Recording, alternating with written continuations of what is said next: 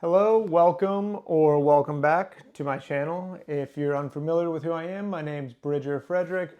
I'm a T10 paraplegic. Can't really see the wheelchair, but I am. And this channel is dedicated to healing spinal cord injury, and not just healing spinal cord injury, it's dedicated to healing humans on the whole. And today is the 74th day of a challenge where I was supposed to post a video every single day. And the last video I posted was day 70.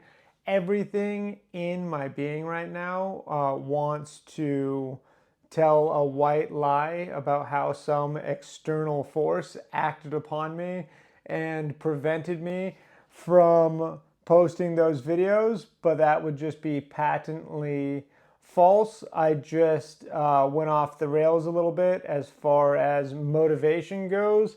I just was lacking in motivation, discipline, consistency. I was depressed as hell about the outlook of having to, of balancing, working my job, which is selling health insurance, and all of the things that I deeply want to pursue. I say I gotta stay, and I just cooked some beef heart, and apparently got some blood on my shirt or something on my shirt. But anyways, that's irrelevant.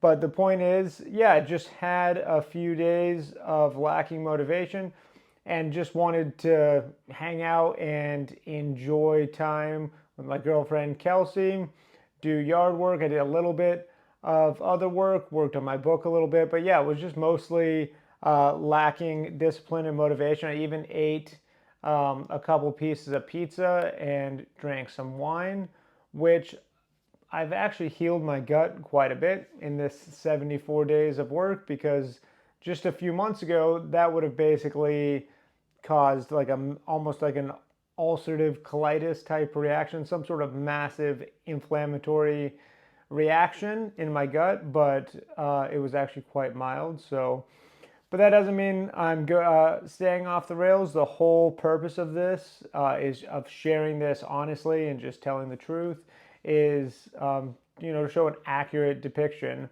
of what it's actually like to, to deeply improve upon yourself. It's not, linear straight up and to the right. There's dips, and the goal for me is just to get back on the train as quickly as possible, which has been my problem in the past. I would normally in the past I would get derailed completely by a slight transgression of whatever goal that I put out there. And that's what I really want to talk about today is positive reinforcement versus negative reinforcement. I've spent my entire life basically with religiously using negative reinforcement on myself.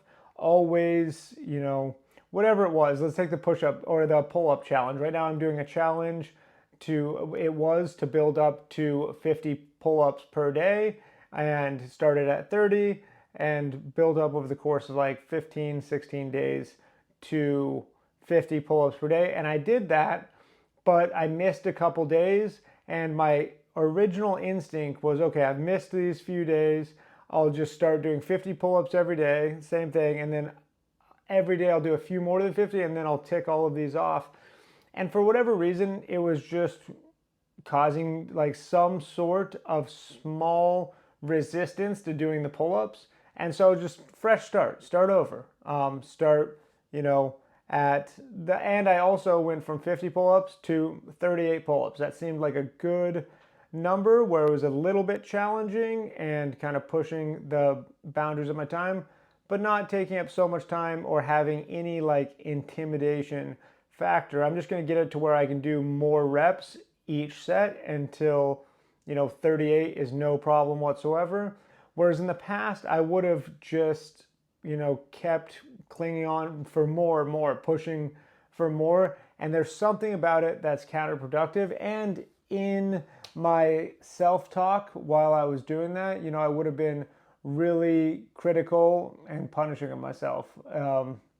calling myself a pussy or whatever it was for not doing it. Like, come on, let's do it, let's go. And I thought that was hyping yourself up. I thought that was, you know, I thought it worked, but I actually am starting to believe that it doesn't work at all. And rewarding good behavior and just kind of shrugging off negative behavior is, a more positive thing for my type of personality. I'm type A personality. I want to be cramming something productive or beneficial some way or another into every single waking moment of the day.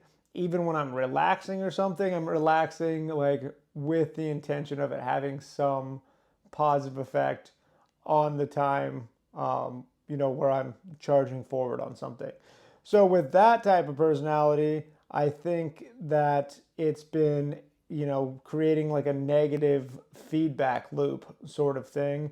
Whereas when I just use positive reinforcement, it seems to work a lot better. So been trying to do that, which was very hard during the last. What made me really realize that was the last 4 days of not recording a video every day, not working as much at my insurance job as I told myself I was going to. I was just breaking all these little promises to myself, eating a not whole food diet and drinking some alcohol. All of these things, I rather than what I would have done in the past, which is kind of mentally punish myself for all of these little transgressions, rather than do that, just, accept that they happened, say, we'll do better next time, and move on. Just start the next day. No negative reinforcement, no punishment,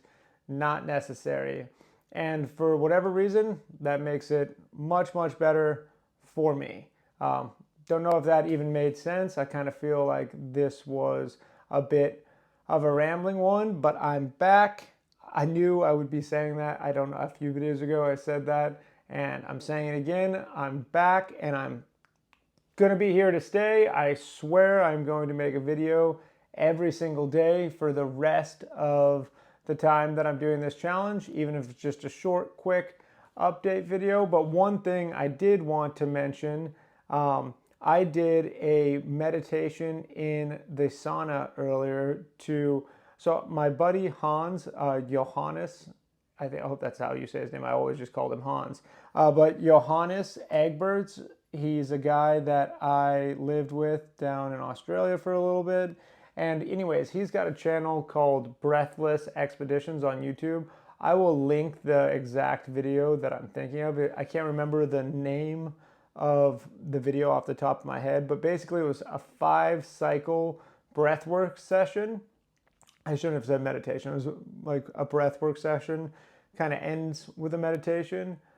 It was so phenomenal. It made, I didn't make it, I made it 4 rounds in the sauna, and then I shut the sauna off, opened the sauna door, and did one more round just sitting outside the sauna, and my whole body was just vibratory, electric with energy,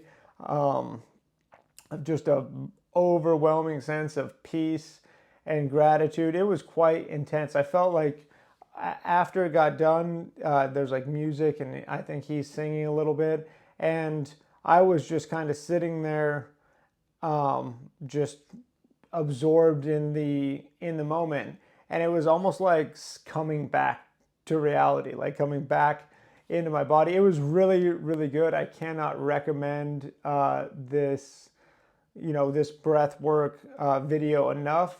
It's awesome.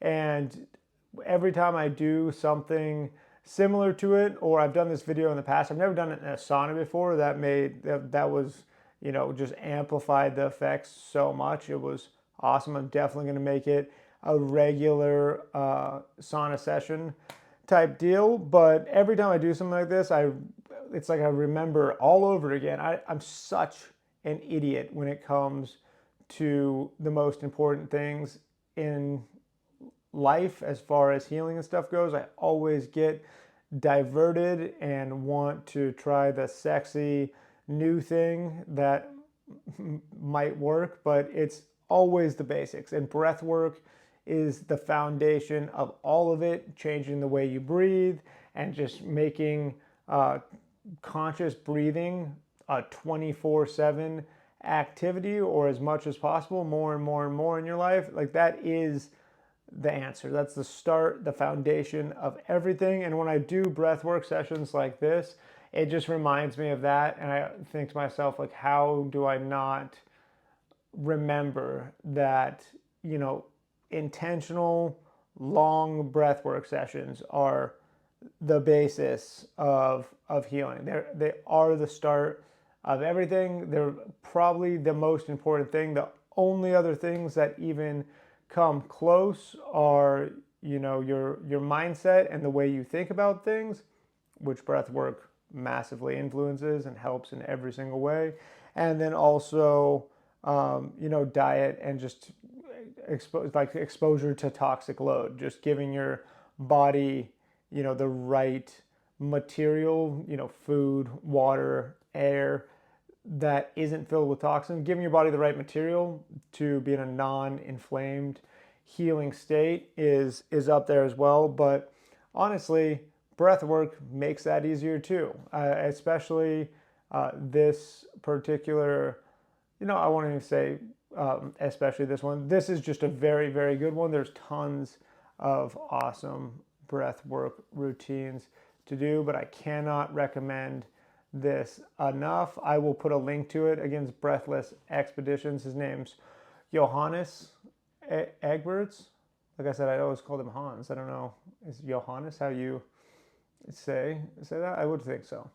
I wouldn't think it would start with a J, but that doesn't matter. You can figure it out. Anyways, I will end day number 74 at that. I will be back again tomorrow, and I will not, I won't mess this up in the future. I really do want to hit video every single day up until day 180, at which point I'll probably go to like 2 high production videos per week. What I want to do eventually is do like 1 video about an interesting healing modality or something like that, or an adventure, depending on what the week holds, going out, whatever, spearfishing, skiing, traveling somewhere cool, whatever it is, I'm up to. I know that there is, a lot of barriers for people in wheelchairs to, go do adventurous stuff and travel, or at least I know there was a lot of mental barriers and, physical and economic barriers and all sorts of barriers. For me, for the first, few years, and even now, I can get in my head about a certain trip or something. But yeah, so adventure video or something like that, and then definitely want to start doing interviews with, people that know way more than I do, because that's the best way to learn, is to go out and talk to people who, have knowledge that you don't have. But anyways, lots of love. I will see you tomorrow for day number 75. Let's do it. Peace.